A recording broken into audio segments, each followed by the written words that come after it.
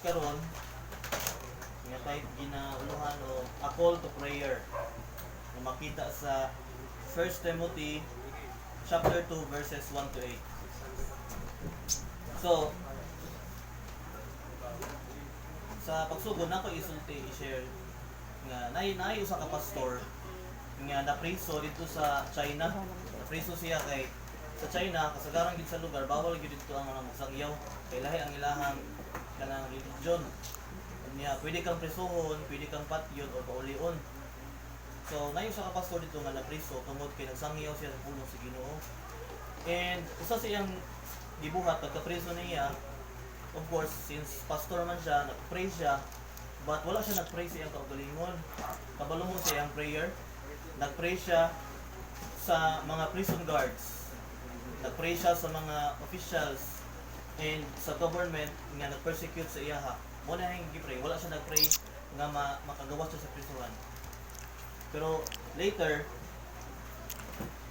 ang nahitabo, daghan sa mga prison guards ang nakailak ang Jesus Christ, naluwas sila.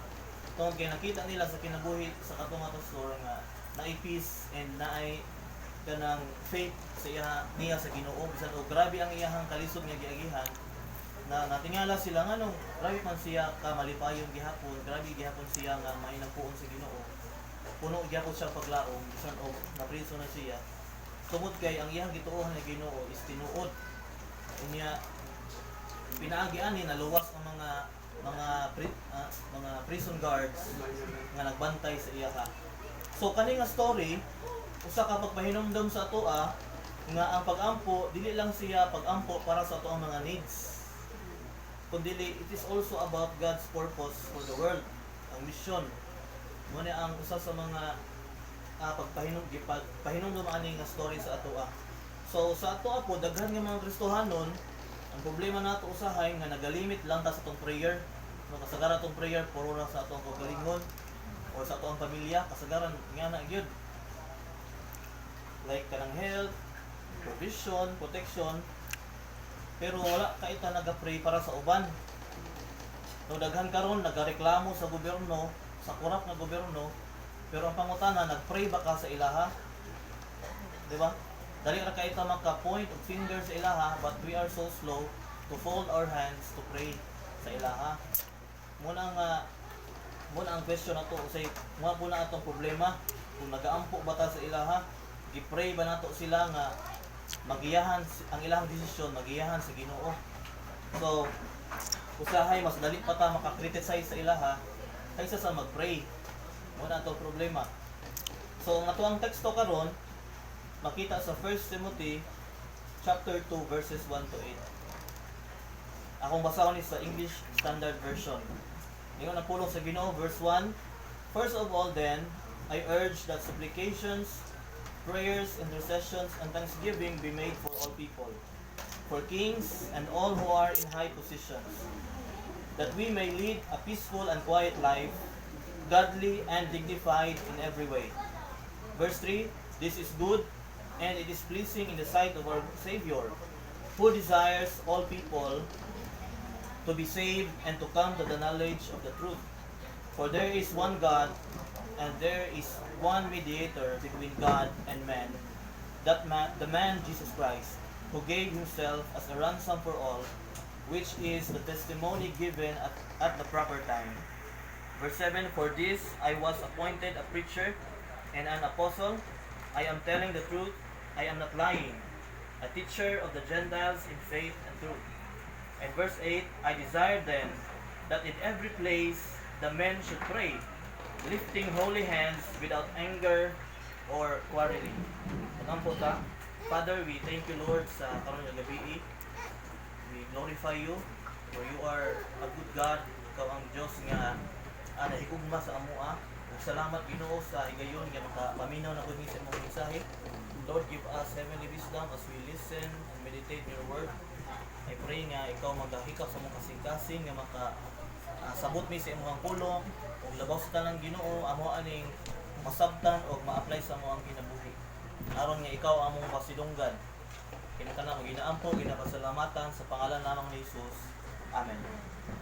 So sa ato ang teksto karon nga atong gibasa, ato adiri masabtan that God wants us to live a prayerful lives for all people and pray for all people because this is God's will. Mo ni ang gusto sa Ginoo nga mag-ampo ta, and our prayer should not be exclusive, but ang ato prayer should be inclusive para sa tanang tao. Kay mo ni ang kabubuton sa Ginoo para makampot sila sa iyahang gusto nga makampot ang mga tao o makaampon og kaluwasan. So, mo ni ato ang spiritual responsibilities tanan nga mga magtotoo, mag-ampo para sa tanang tao, dili lang sa mga kanang naatay kanang selective lang usahay atong pag-ambo. So ang maghatag og tulo ka buok nga punto karon nga ato ang masabtan sa ato ang gibasa nga text karon. So una, for whom should we pray? Kung kinsa man ta mag-ampo sa verses 1 hangtod sa 2, on ingon diri supplications, prayers, intercessions, and thanksgiving be made for all people. No, kag kinsa gani sa tanan. No, nya giingon pagid diri ni Paul, for kings and all who are in high positions. Nganong nagsulti man si Paul ani. So, imagine kung nakabaluta sa background sa kani nga panahon, kinsa ang ilahang leader? Nakaila mo kinsa ang leader nila ani nga time? Si Nero. Si Nero usa siya ka dautan nga hari sa Rome. Grabe siya kadautan nga patyo niya ang mga Kristohanon. Ang iyang pagkadautan walay makumpara sa leader karon. Grabe siya ka worst nga leader. Pero mahibulong ka nganong niingon man si Paul nga pray for him. Kung kita ka ha, di ba? Ikaw pag-pray mo sa mga senador nga mga korap, sa mga congressman nga korap. Giaweg itong Madrid. Pray ko sa ila ha. Nga dautan maginan sila, di ba? Pero mo ni ang sugo ni Paul sa mga Kristohanon nga mo po niyang gusto sa Ginoo karon nga mag-pray ta sa ila ha. Pray for them. Mga kings and all nga naa sa high positions. So, prayer must not be limited lang sa ato ang kaugalingon, sa ato ang circle of friends, sa ato ang family, but ato gyud ning i-extend sa tanan, even leaders and rulers. So ang gusto sa Ginoo ang atong buhaton is should pray for them. Kay kinahanglan labi na karon, di ba? Dautan gayo ang mga nahitabo sa Pilipinas. The more ka nga mag-pray para sa ilaha. Kay mas kinahanglan sa mga Kristohanon karon nga mag-ampo para sa ilaha. Tungod sa kadautan nga ato ang experience karon. Mo ni ang gusto sa Ginoo nga mag-pray ta sa tanan, dili lang ta mag-pray nga sa atong kaugalingon lang. Pero basig na uban nag-pray man ko pastor pero akong prayer sa ilaha nga magabaan sila. Di ko na mao nga prayer. Atong i-pray sila nga sila ba, guided sila sa kaalam sa Ginoo. Magiyahan sila sa ilang desisyon, sa ilahang pagtumala kung asa sila nga posisyon. Kailangan sila nato i-pray nga magiyahan sila sa Ginoo. Dili para nga magabaan, para madaot pud sila. Kay dili man amoy gusto sa Ginoo. No mo tong una, for whom should we pray? Para sa tanan. O special mention diri ni Paul ang mga hari o mga tanan nga naa sa posisyon. Ikaduha, why should we pray? Nganong kailangan man ta magampo sa mga leaders nato, sa mga naa sa high position. Ingon ang verses 3 hangtod sa 4, ingon diri ang pulong sa Ginoo, this is good and it is pleasing in the sight of God our Savior. Maayo og makapahimuot sa Ginoo. So kani day mag-ampo ta sa ilaha, ganahan ang Ginoo ani. No matter kung unsa sila, dautan ba sila o dili. Kay ingon ra ba ang sa Romans 13 kung naka-familiar mo nga we must submit sa ato ang sa mga naa sa authority. Kay si God gialaw niya nga mabutang sila diha. So di na ta mag-question nganong gibutang man na sila Lord nga mga korap man na sila. Ang Ginoo siya kuan siya kanang God is in control, mas nakabalo siya sa tanan isa sa tuwa. So atong saligan og respetuhon ang pagbuot sa Ginoo nganong mabutang sila dira. So ang Ginoo magud naa siya plano. Nindot ang iyang plano. ang Ginoo maayo gyud sa tanang panahon. So ang iya pod mga desisyon maayo gyud, di ba? Muna ang kailangan gyud ta nga musunod kung unsa tong makapalipay sa iyaha. Kung usa ni nga mag-pray ta sila, why should we pray? Tungod kay una, this is good. Ikaduha, this is pleasing, makapahimot sa Ginoo. Whenever we pray sa ilaha, naga-worship ta sa Ginoo. Kay malipay aman ang Ginoo. And ikatulo, because this is God's desire for all people to be saved. Nga maluwas, makaangko sila kaluwasan, no, sa verse 4. Who desires all people to be saved and to come to the knowledge of the truth. Ang iyong diri God, our Savior.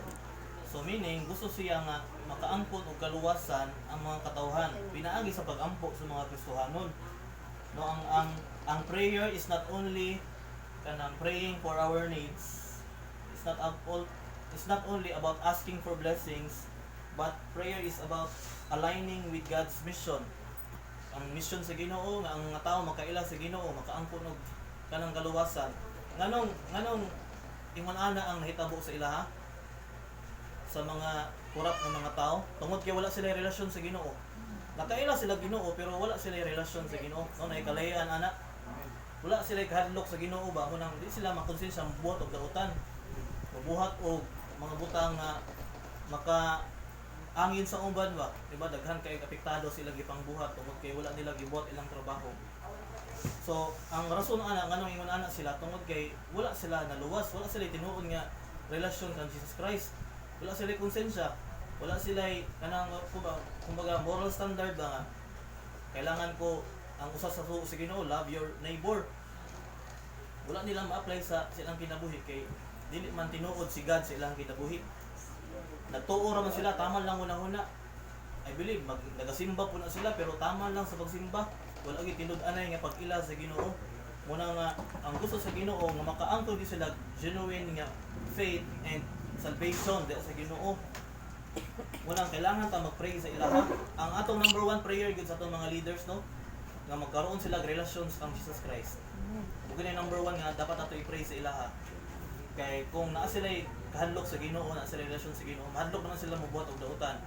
Maginulusol na sila, mabago ilahang kinabuhi.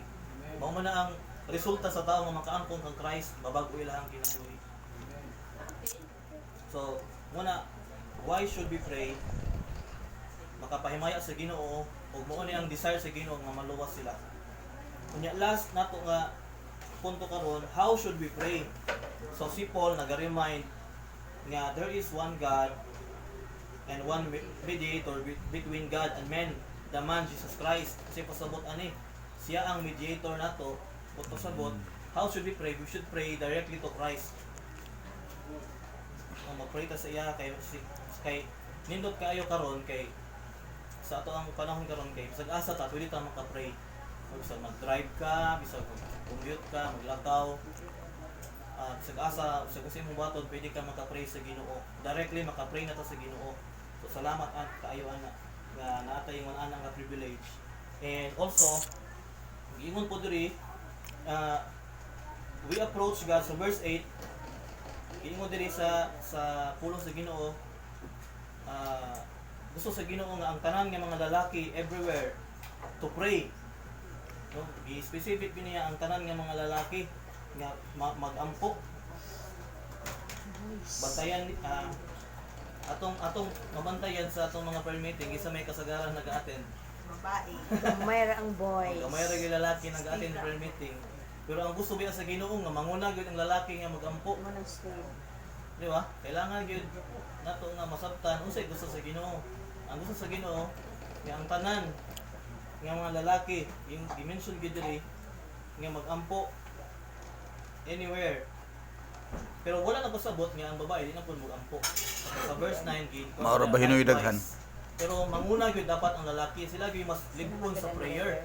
Pero karon grabe ang or meeting nato.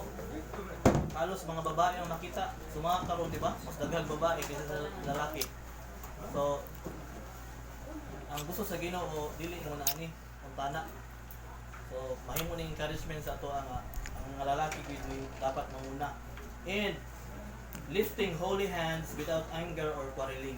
So pataas sa ilahang kamot, meaning na ay surrender. Ang meaning sa pagpataas sa kamot, surrender. Pagdepende sa Ginoo without quarreling, meaning ang imong motibo kay pure, wala kay kalagot sa imong kauban simbahan, wala kay pagdumot, na kay pure, sincere, genuine nga motive sa imong pag-ampo. So mo ni ang pulong sa Ginoo on how should we pray. So ang sa ato ang kahang kinabuhi karon, atong tanaw atong kinabuhi, naga-pray ba ta sa Ginoo? Atong tanaw atong kinabuhi, sa atong prayer life, naga-pray ba ta sa ato ang mga leaders sa gobyerno? Naga-pray ba ta sa gobyerno nato? Kay sahay ang mga tao dali ra manaway sa mga gobyerno, pero ang pangutan nag-ampo ba ka sa ilaha nga matarong ang ilahang pag-lead sa nasod, di ba? Kulang ta pag-ampo sa ilaha. Kita nga Christian, kita dapat ang mag-ampo dapat sa ilaha, mo ang responsibility. Pero usay dali ra ta makasaway sila, comment in mga kuan, mga dili mao nga comment. Pero at wala na to nabuhat atong responsibility to pray for them. Mo man ang gusto sa Ginoo. Wala man giingon nga kita mo'y naisayop pero naatay kakulangon, di ba?